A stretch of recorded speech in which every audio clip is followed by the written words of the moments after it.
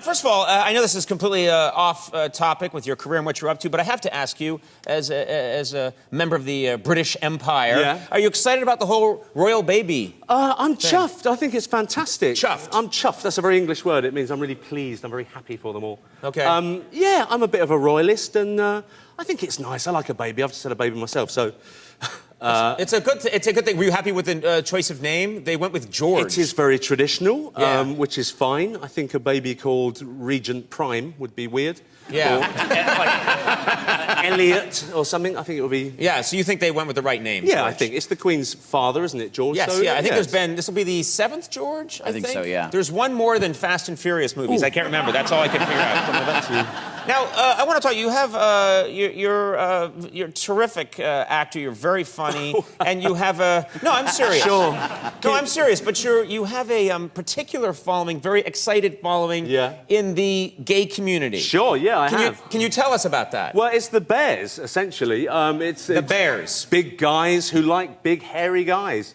It's a niche market, but I think if I can't attract the 25 to 35-year-old women, I'll take the 40-plus giant hairy men. Yeah, so they're...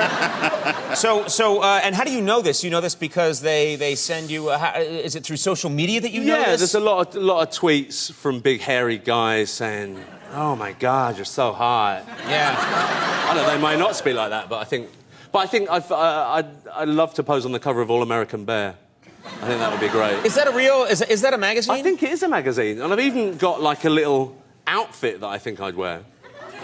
I don't have it on, I don't have it backstage, but it's essentially white chaps, a kind of white cowboy vest and a tiny little cowboy hat. Like a tiny hat. Pushed forward. I like it's cocked at an angle. Yeah. I think that's terrific. Yeah. And I think I'd have 2 little revolvers. Yeah, 2 little... Pew, pew. Okay.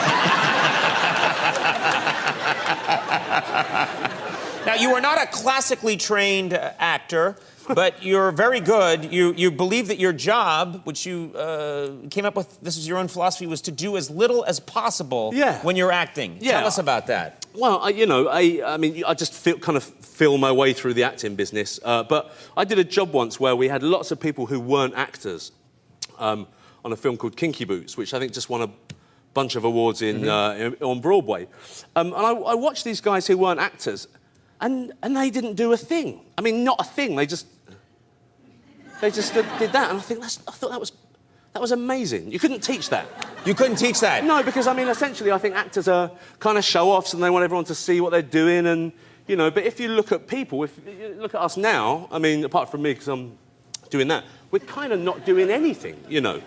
So I think less is more when it comes to acting. I think you're probably right. I have to be honest, I'm not an actor, but if I were an actor and I were in movies, I know I'd be doing too much. Yeah. I know that would be my tendency. I'd be a lot of like, even if my job was just to take a sip, I'd be like,